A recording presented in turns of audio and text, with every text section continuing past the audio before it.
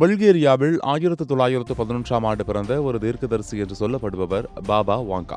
இவர் சிறு வயதிலேயே பார்வையை இழந்த தனது உள்ளுணர்வின் மூலம் எதிர்காலத்தில் நிகழவுள்ளவற்றை முன்னரே கணித்து கூறியதன் மூலம் கவனம் பெற்றார். அதாவது அமெரிக்காவின் இரட்டை கோபுர தாக்குதல், ஒபாமா அமெரிக்காவின் ஜனாதிபதியாக பொறுப்பேற்றது, ஐரோப்பிய யூனியனில் இருந்து இங்கிலாந்து வெளியேறியது போன்றவற்றை இவர் முன்னரே கணித்து கூறியிருந்ததாக சொல்லப்படுகிறது. அதன்படி இந்த ஆண்டு உலகளாவிய பொருளாதார மாற்றங்கள் ஒரு நிதி நெருக்கடியை ஏற்படுத்தக்கூடும். இது பாரம்பரிய வங்கி முறையை பாதிக்கலாம். இந்த நெருக்கடியின் காரணமாக வங்கி நெருக்கடி, நாணயத்தின் மதிப்பு குறைதல் மற்றும் சந்தையில் பணப்புழக்கம் குறைதல் போன்ற நிகழ்வுகள் ஏற்படலாம் என்று கணித்துள்ளார். இதனால் தங்கம் மற்றும் வெள்ளியில் பெரிய அளவில் ஏற்றம் காணப்படும் என அவர் கணித்துள்ளார்.